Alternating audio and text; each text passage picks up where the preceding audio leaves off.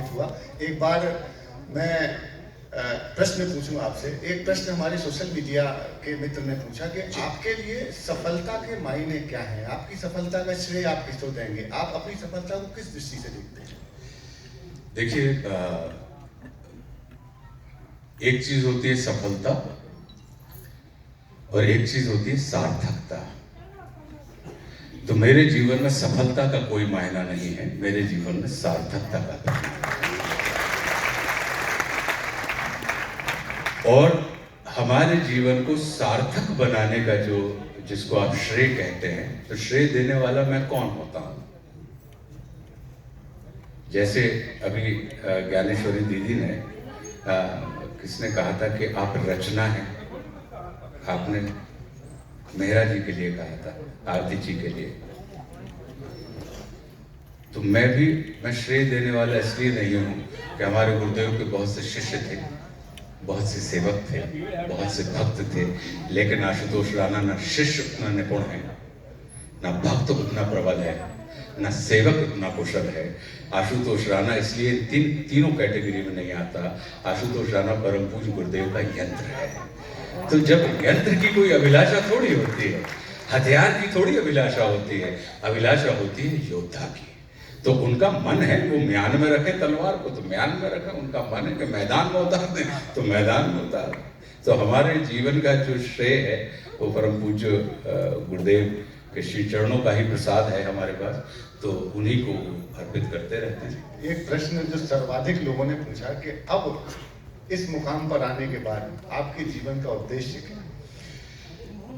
जैसा कि हमने आपसे कहा कि मैं इस दर्शन में विश्वास रखता हूं कि बड़ा आदमी कौन होता है। किसको हम बड़ा आदमी कहेंगे? जिसके पास पद है, प्रतिष्ठा है, पैसा है, क्या वो बड़ा है? नहीं। बड़ा आदमी वो है जिससे मिलके आपको बड़ेपन का एहसास हो जाए। सक्षम आदमी वो है जिससे अक्षम होते हुए भी जिससे मिलको आपको अपने सक्षम होने का एहसास मिल जाए। अगर वो एहसास आपके अंदर कोई व्यक्ति पैदा कर सकता है तब तो वो बड़ा व्यक्ति है। अन्यथा ये समझ लेना कि सब ये पैसे वाले हैं लेकिन बड़े व्यक्ति नहीं हैं, ये प्रतिष्ठा वाले हैं लेकिन बड़े व्यक्ति नहीं हैं, ये सत्ता वाले हैं, संपत्ति वाले हैं लेकिन बड़े व्यक्ति नहीं हैं। तो मेरे जीवन का जो उद्देश्य है वो बड़ा व्यक्ति बनने का उद्देश्य है कि हमारे संपर्क में जो आए उसको बड़ेपन का एहसास हो।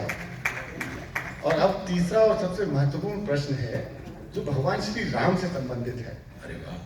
और वो प्रश्न मैं चाहता हूँ कि डॉक्टर अखिलेश गुमास्ता जी जिन्होंने रामायण लिखी, इंग्लिश में रामायण लिखी, डॉक्टर साहब के विषय में एक बात में मेरे मन में जिज्ञासा रही हमेशा से कि एक तो जिससे इतना बड़ा आयोजन हुआ वो कभी मंच पे मैंने नहीं देखा उन्हें। दूसरा, इतना बड़ा विराट हॉस्पिस से लेकर इतना सेवा भावी कार्य, कभी मैंने उनको मैंने पूछा डॉक्टर साहब आप तनख्वाह लेते हैं क्या इसकी? मैंने कहा किस बात की तनख्वाह? तो एक दो प्रश्न तो मेरे आपसे भी हैं और तीसरा प्रश्न जो आप पूछना चाहते हैं तो मैं निवेदन करूंगा आप सब तालियों के माध्यम से आमंत्रित करें आदरणीय गुमास्ता जी को।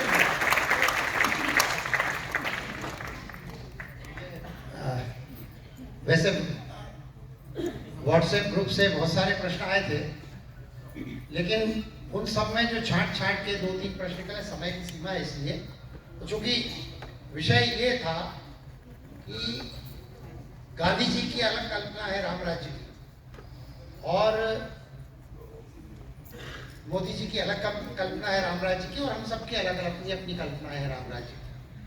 आपने चूंकि राम राज्य पुस्तक भी लिखी है, तो आपकी क्या कल्पना है राम राज्य किस दिशा में होनी चाहिए, वो क्या आदर्श है जिसको हम राम राज्य कह सकते हैं? सबसे पहले तो मैं ये निवेदन करना चाहूंगा कि अगर आप लोगों को पढ़ने में रुचि है तो रामराज्य नाम की हमारी पुस्तक है, जो आप समय निकाल के उसको पढ़िए। हमारी जो कल्पना कहें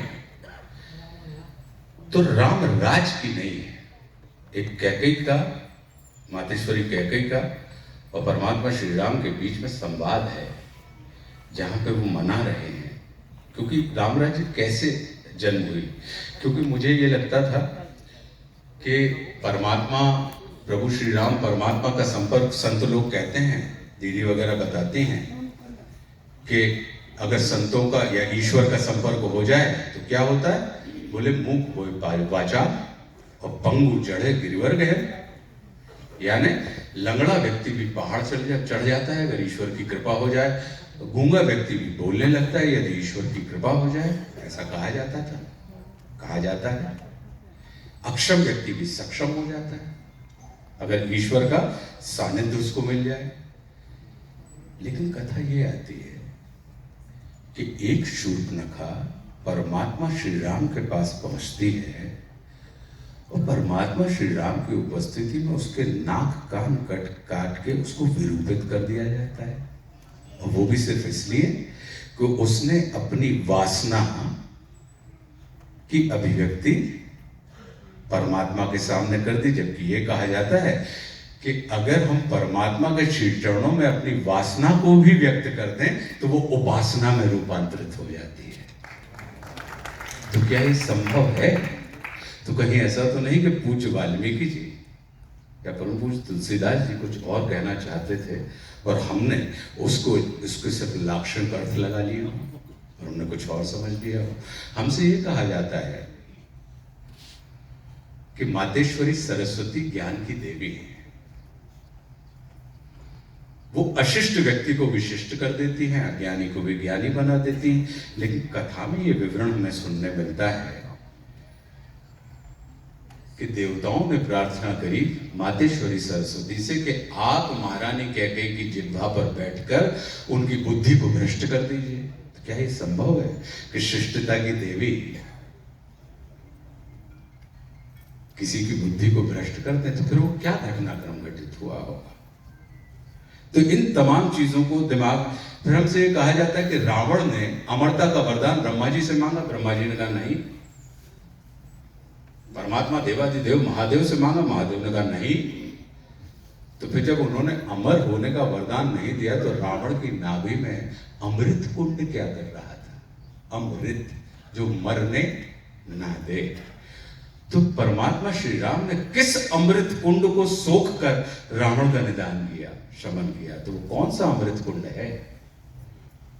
ये तमाम, ये चूंकि मैं बचपन से रामलीला करके बड़ा हुआ, परम पूज्य दद्दा का सानिध्य मुझे 16 वर्ष की उम्र में मिल गया। 130 सवा करोड़ पार्थिव शिवलिंग निर्माणों में पूज्य दद्दा ने हमको सक्रिय रखा। 6 अरब के ऊपर शिवलिंग पूरे देश में दद्दा ने जो बनवाए हैं, तो उसमें हमको सक्रिय रूप से भागीदार रखा। तो दिमाग में चलते थे। तो राम राज नहीं, परमात्मा श्री राम राम राज्य के पक्षधर हैं।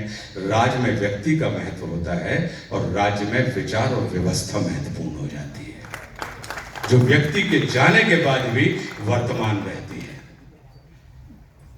क्योंकि राज तो जब तक व्यक्ति है तब तक ही चलेगा, लेकिन राज्य ये तो आगे में उसमें व्यक्ति का महत्व नहीं है, उसमें तो विचार और व्यवस्था महत्वपूर्ण हो जाती है। राम किस बात की बात कर रहे हैं?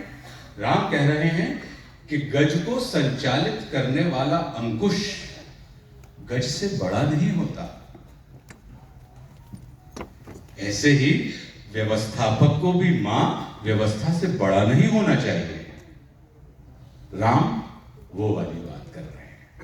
तो एक ऐसे राम राज्य की उसमें कल्पना है जो परम पूज्य दत्ता जी की कृपा से लिखते चलेगा। और वो उन्होंने हमारी मनोभूमि को परमात्मा श्री राम ने अपनी क्रीड़ा भूमि बनाया और किताब की शक्ल लेके आज बाजार में उपलब्ध हो गई।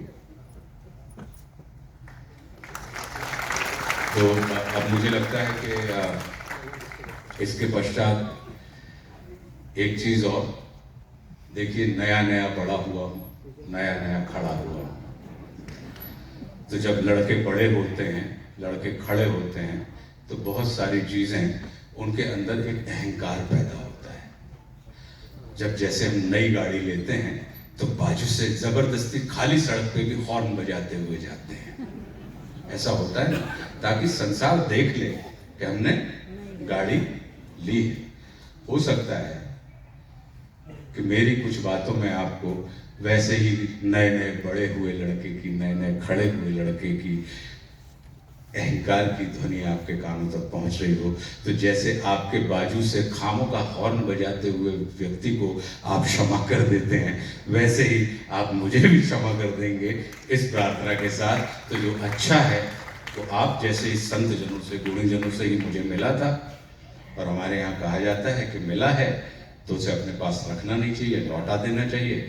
वो मैंने आपको लौटा दिया, और जो अच्छा नहीं था वो मेरा है, उसे आप अपने पास मत रखिएगा, क्योंकि उस अच्छे नहीं ने अगर मेरा शरण किया है और अगर उसे आप अपने पास रख लेंगे तो वो आपका भी शरण कर देगा। तो कृपा करके उस निधि को मेरे पास रहने दीजिए जो उपयोगी नहीं है, और जो उपयोगी है वो आपकी थी, आपको लौटा दी।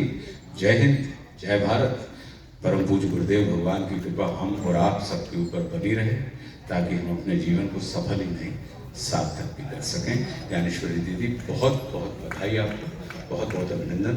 धर्मलता दीदी, आपके श्री चरणों में सादर प्रणाम करता हूँ। अजय भैया, बहुत बहुत धन्यवाद। आरती जी, सादर नमन। भोला भैया और विनोद भैया, फिर से आपका बहुत बहुत धन्यवाद।